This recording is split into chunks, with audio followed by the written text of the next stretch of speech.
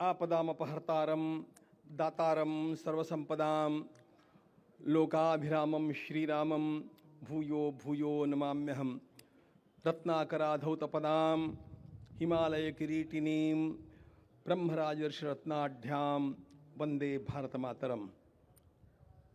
सर्वप्रथम मैं आज हमारे सम्माननीय अत्यंत स्नेहिल श्री आचार्य लोकेश मुनि जी को हार्दिक बधाई देता हूं कि उन्होंने इतना बड़ा प्रकल्प यहाँ पर अल्प समय में खड़ा कर दिया। अहिंसा विश्व भारती की ओर से यहाँ पर जो विश्व शांति केंद्र का निर्माण हुआ है, इसके लिए जिन जिन लोगों ने योगदान दिया होगा उन सभी लोगों को हार्दिक बधाई, उन सभी का अभिनंदन अभिनंदन और अभिनंदन। क्योंकि ऐसे कोई भी काम अकेला व्यक्ति नहीं करता है, कोई संत महात्मा भी खड़े होते हैं तो उनके पीछे पूरा समाज, उनका भक्तगण, सारे भाविक और कार्यकर्ता खड़े होते तब ये सारे काम होते हैं। इस प्रकार का महान कार्य यहाँ पर इंद्रप्रस्थ दिल्ली के समीप जो खड़ा हुआ है वो वास्तव में एक हम सब लोगों के लिए गौरव की बात है और इसलिए हम सब लोग ताली की गूंज में लोकेश मुनि महाराज का अभिनंदन करेंगे। भारत माता की।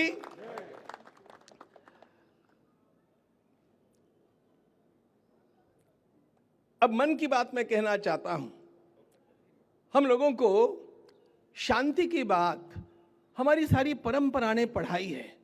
अहिंसा और शांति ये तो वास्तव में इस देश के डीएनए में भरा हुआ है। इस शांति की बात को सिखाने की आवश्यकता कुछ अन्य लोगों के लिए है, वो काम यहां से होना चाहिए। भारत में समुत्पन्न जितने भी संप्रदाय हैं, जितने भी उपासना पंथ हैं, वे सभी के सभी अहिंसा की ही बात करते हैं, शांति की ही बात करते हैं।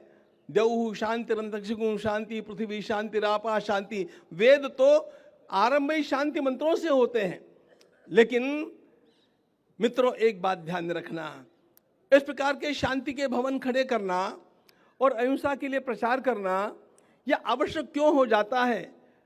अशांति निर्माण क्यों होती है? अशांति निर्माण होने के जो अनेक कारण हैं, उसमें एक तो भौतिकता का दावानल, ये एक कारण है। और कुछ लोगों का स्वभाव ही ऐसा है जो स्वभाव से ही आक्रामक है। इन आक्रामक लोगों की शांति आप कैसे करेंगे, ये सबसे बड़ा प्रश्न है। और इसलिए ध्यान में ये रखना चाहिए, शांति की स्थापना वास्तव में करनी है तो मैं अपनी ओर से हमारे पूज्य लोकेश मुनि जी महाराज से यह भी कहूंगा कि शांति के केंद्र के भीतर एक शक्ति के केंद्र की भी स्थापना आपको करनी पड़ेगी। शक्ति के बिना शांति की स्थापना संसार में हो नहीं सकती। इसका उदाहरण भगवान श्री राम है, इसके उदाहरण भगवान श्री कृष्ण है। आक्रामक धर्मों के सामने आप क्या करेंगे? आक्रामक लोगों के सामने आप क्या करेंगे? और यह बात मैं यहां पर इसीलिए बोल रहा हूं कि यह बात लोकेश मुनि जी महाराज के स्वभाव में है। वे स्वयं जहां कहीं भी इस प्रकार का अन्याय, जहां कहीं भी इस प्रकार का गलत उच्चारण होता है, वहां पर खड़े होने वाले वे अत्यंत श्रेष्ठ हमारे सिंह जैसे संत हैं। जब वो रामलीला मैदान का प्रसंग हुआ, हमारे श्याम भैया ने जब एक उसका उदाहरण दिया तो मुझे याद आ गया। उसके पश्चात जैसे ही लोकेश मुनि जी महाराज का मेरा मिलना हुआ, मैंने कहा, महाराज मैं एक बात आपको बतलाना चाहता हूं। मैं तो समझता था कि जैन धर्म में सारे के सारे हंस ही हंस हैं, लेकिन सारे हंसों के भीतर एक सिंह भी विराजमान है। ये देख करके हमें आनंद हुआ है। मित्रों, ऐसे सिंहत्व की आज आवश्यकता है और यह शक्ति आप लोगों को सभी स्तरों पर खड़ी करनी पड़ेगी, तब जाकर के आप बचने वाले हैं। नहीं तो शांति का नारा लगाते लगाते हम ही कहीं शांत न हो जाए, इसकी चिंता आप लोगों को वहन करनी चाहिए।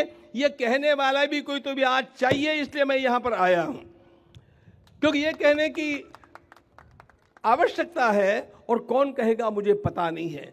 इसलिए मित्रों, सशक्त बनिए, यह अत्यंत आवश्यक बात है। दुख की बात यह है, शांति के लिए चलने वाले हमारे जैन साधु, हमारी साधुइयां, जब मैंने एक क्लिप देखी, जैन साधुओं को जूडो कराटे सीखते हुए देखा तो मुझे बड़ा बुरा लगा।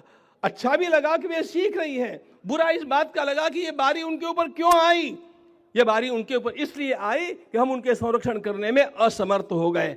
इसलिए मित्रों, सामर्थ्य के बिना शांति की स्थापना नहीं हो सकती है। इस बात को ध्यान में लेकर के हम लोगों को सशक्त बनना पड़ेगा, और यह सशक्तता की आराधना, यह सामर्थ्य की आराधना हम लोगों को शांति के कवच के भीतर रह करके करनी पड़ेगी।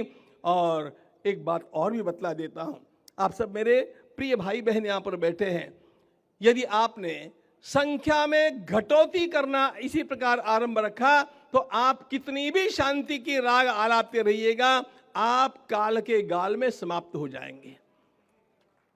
इसलिए संख्या की ओर ध्यान दीजिए। आप लोगों की संख्या जो घटती जा रही है, बड़े बड़े परिवार हैं, बड़े बड़े भवन हैं, लेकिन इन बड़े बड़े भवनों में खेलने वाले बच्चे नहीं हैं। ये बच्चे कहां से लाएंगे?